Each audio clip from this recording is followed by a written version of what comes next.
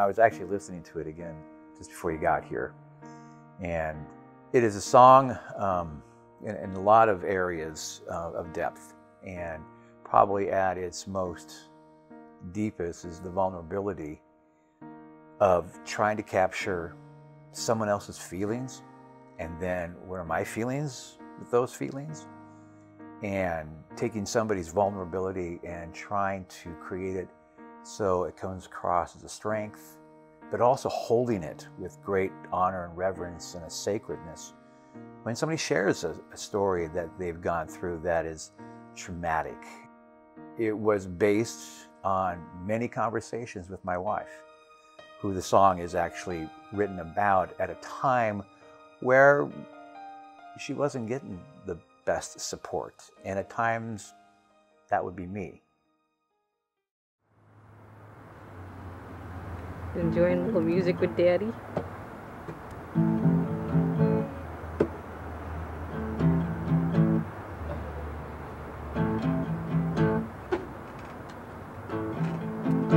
got some dirty diapers. People share grief and loss. You know, a lot of people don't know what to do with it.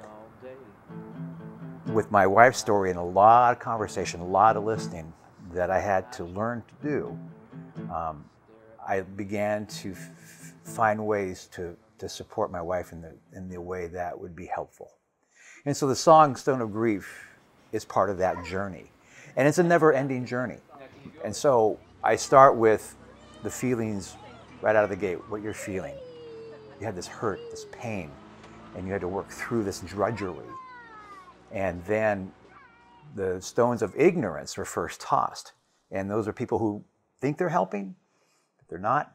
And that was a lot of what my wife is experiencing. Of course, those feelings got on to me. So the song works through those feelings. And at the end, it is saying, okay, we're going to toss this thing out the door. We're going to toss away the stone of grief. And along the way, there's such a freedom when you do it together, when you come alongside somebody and you see the growth in them that then changes me. 1, 2, 3. That song I wrote in 2013, not knowing that it would get a second life in a way that I was not anticipating, that would then affect the other important woman in my life, my own daughter.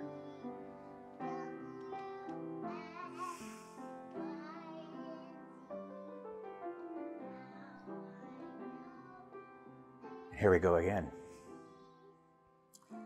But I had the experience. I had great support from my wife.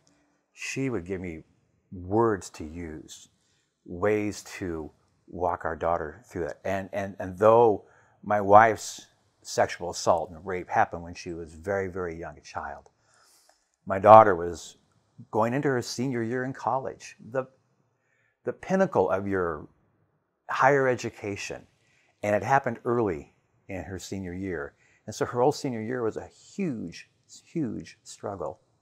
And here's this song that I wrote. And now it's coming back in a whole different way. Now what do I do? And so I felt that I had the tools. And again, a lot of listening, a lot of validating, and going to bat for her in a different way. She was raped in mid to late October of 2014. She sent an email to me. She didn't send it to my wife. She sent it to me first. I didn't get that until February of 2015. I'm downstairs here getting this email, and this shows up. My daughter's email shows up. And it's the most heartbreaking email I'd ever received from her. And she documents the event. And so in that moment, I felt I knew more what to do in that moment than during the learning process with my wife. Because I had to learn the tools. I had to find how I can be helpful and how to support. The way it affected all of us, even her younger brother. You know, we all were affected and continue to be affected even to this day. Because when a person gets traumatized in one family, it just wrinkles out, and everybody reacts to it differently. And yes, I got very, very angry, but I had to channel that anger to be supportive for my daughter and not become vindictive towards the person who raped her. And again, she too was giving me words, giving me ways to be supportive. And that was so helpful. And I think that's probably the biggest things I have learned through the process in the years with my wife, learning to listen attentively, learning to, again, to validate and saying, okay, I'm here. I may not have the words right now. I mean, my wife and I actually would sit on the couch in really dark times for her. We would just sit next to each other and just hold each other's hand in silence. That's what I needed to do to support my wife in that moment, during that hard time. I learned to do that.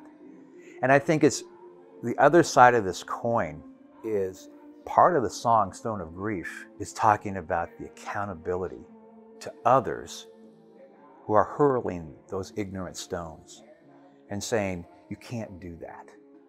Because when you do that, you're raping them again. Even if you think the intent is good, it's not. And don't make it about you. And that's the tendency. You tell your vulnerable, grief-stricken, lost story, and they don't want to hear about it. Then somebody else start talking about their own story, and it just diminishes what the person being vulnerable just said. So I would tell family members who have a family member who's going through that, you don't have to have words. You don't have to have them. There's no magic bullet. There's no nothing there. It's just being there in the moment and saying, what do you need? And when we hold people accountable is because they're people we love too. You can do better. And here's what I need from you. Here's how those words hurt, and here's what you can do to make them right. And they're usually just simple things like, I'm sorry. I'm sorry. What can I do to make it right? I was ignorant. You're right. Where can we go from now? You know, and then you move forward at that point. I'm not a saint through this. I said my stupid, ignorant things, and my wife had to pull me aside or sit me down and let me tell you what those words did for me and how that hurt.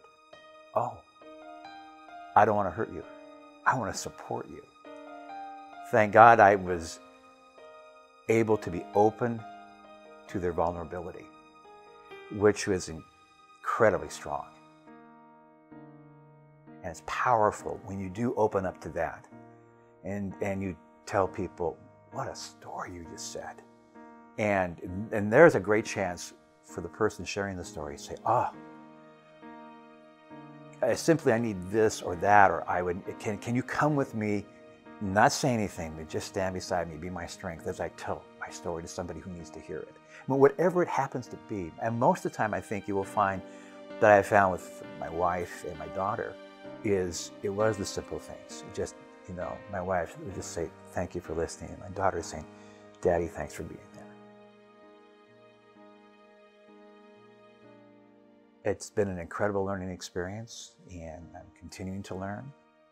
You know, time does some good things, and then what you bring into your own life to strengthen you. And I think part of that is what we're doing right here. We're telling the story. And and it's not just my story, it's a lot of people's stories. And more strength to them, and more strength to those of us who are their supporters. A step of faith through a broken heart. You chose love's healing ways. So now that you said your piece, and if those stones of ignorance get tossed,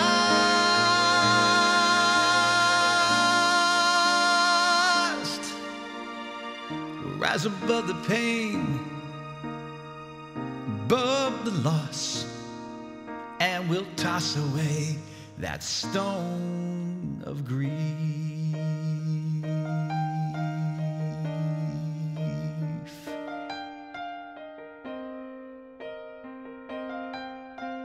We'll toss away that stone of grief.